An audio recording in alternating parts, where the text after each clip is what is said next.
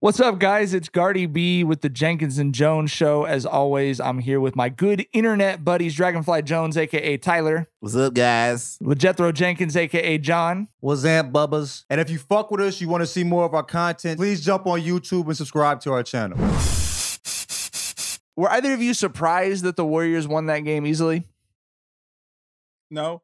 I mean, I've got the Warriors winning this series. Like, Luka's phenomenal, but no, we saw the well-oiled machine that the Golden State Warriors are, right? And I think they had 7 players in double digits tonight. Like, everybody got off. Like everyone who played except for like 2. They ran up the whole fucking roster. Everyone got playing time, and I think everyone but 2 guys scored.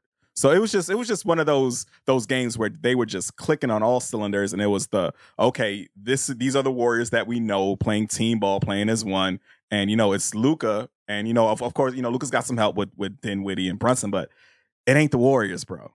You know what I mean? So where I'm at with this series, I think Luka is good enough to maybe get you 2 here. And that's giving Luka a whole damn lot of credit. That's a lot. What I mean? That's a lot of damn credit. I want to say 5, but Luka just showed his ass last series, right? So I'll up it to 6. But yeah, I think the Warriors win this series, handily for sure.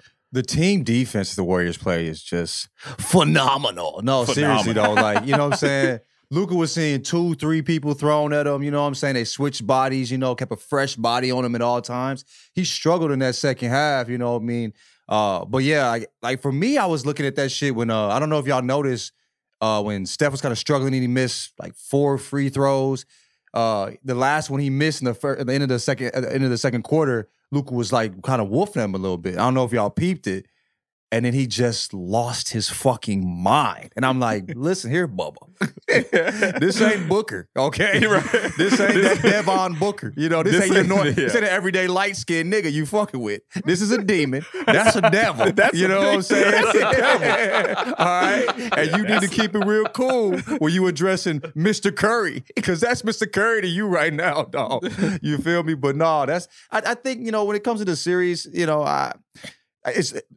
after last series, Luka, anything Luka does won't surprise me. So if he gets some 2, 3, goes 6 or 7, it won't truly surprise me. But I see them getting him out at 5, 6 because that Warriors team is just too experienced and they're too good.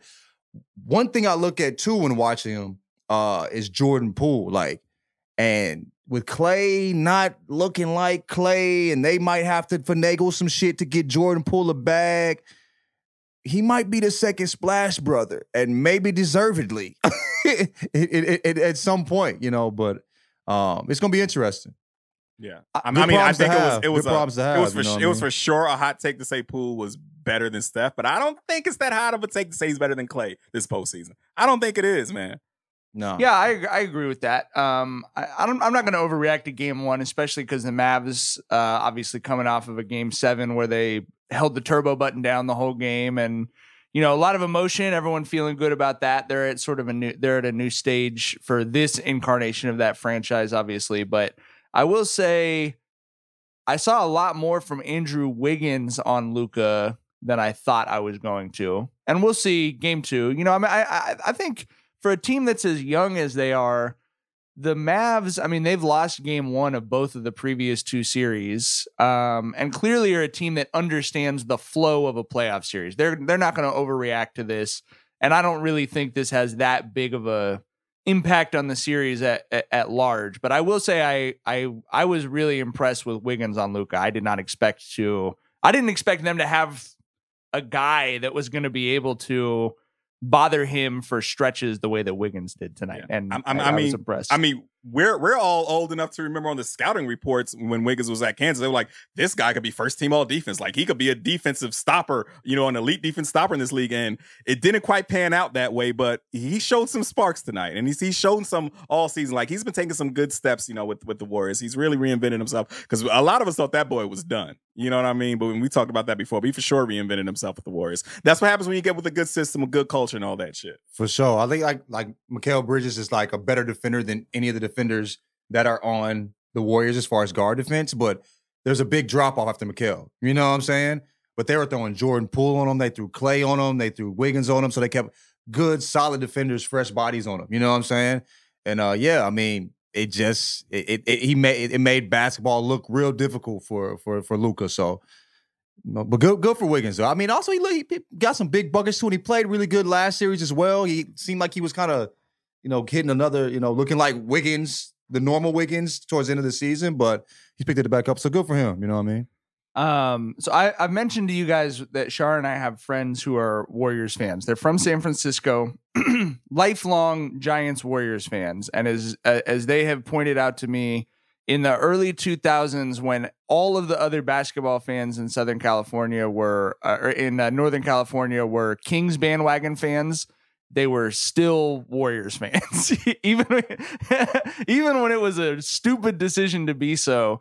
And our friends got season tickets, and I was texting with him when he was at the game today, and he admitted, he was like, I feel almost guilty about this. It was like, we had a golden age, and this is not a team where, like, none of us who are really fans of this team for like decades thought we were going to get a golden age the way we got.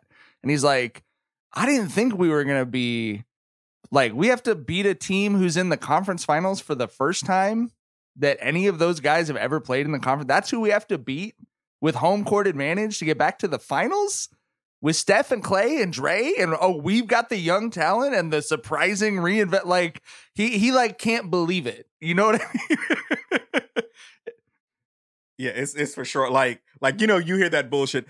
We're not rebuilding, we're reloading. I'm like, bro, that doesn't happen. Like the Spurs are the only team in our lifetime you could ever really say did that, right? And it seems like the Warriors are on pace. Like this is the second act of perhaps that dynasty. So we'll see. I'm interested in a friend of volume, Draymond Green's pod after they get that chip though. Don't let us win a chip. I want to see how that goes, man. It might get real fun. We share a check signer as well as a producer with Draymond Green. Jackson, how hectic is it attempting to keep Draymond's podcast on the fucking rails? Oh, there is no attempt to keep it on. In fact, I'm not going to give any details because Dre changed his mind about it. But over this past weekend, he wanted to call me about a pod idea, which is rare. He has a lot of input, obviously, to the show, but he doesn't like call me out of the blue to be like, let's discuss a thing. Not the way we do. You're not in constant not the way that you guys are. I have daily reminders to me about my producing abilities. But we talked through this idea. I was very excited. He was going to talk some stuff about some people. And then we got on the record the next day, and I was like, so are we doing that? He's like, no, changed my mind. Like, I want to just like stay focused on the basketball and the whatever. And I was like, really? Like that, it'd be pretty fun. It'd be pretty good content. He was like, no, it's okay. Like he wasn't like, he was very calm, but he was just like, no, it's a chip year now. It's a chip year now. Right, exactly. They're very focused. They're very focused on the basketball. Even for people who are like, don't do the pod, focus on the game. I mean, he's like, fuck that. But he doesn't want to like do any of the other stuff. So it's actually the opposite. I try to like prod when I can. Okay. What do people think that NBA players do all the time? That's what my exact response was. Supposed to like just be basketball every fucking minute? I think you'd have a lot of free time outside of practice and playing. But did you see how much people freaked out when they thought Luka had a beer today? Like people were on Twitter like, oh, he's drinking on the day of a game. It's like he's from Slovakia. They have beer with their fucking at halftime. Like he has a that's the mouthwash after they brush their teeth. You know what I mean? Like pass me a beer on the bench. You know what I mean? Snack time at kindergarten and shit over there, right? You know what I mean? Yeah. So. It's in the water fountain in like elementary schools. You mean? Like ridiculous. Jackson, did you see Draymond win the game tonight and then run out to sit on the desk with the inside the NBA guys? I did. That was pretty amazing. I've never seen a player do that outside of like when they win like the championship or something, and they the arena, bring someone on. Yeah, he was outside. Yeah, I've never seen anyone do that. I thought it was pretty awesome. I think like how he's approaching all this is brilliant, G.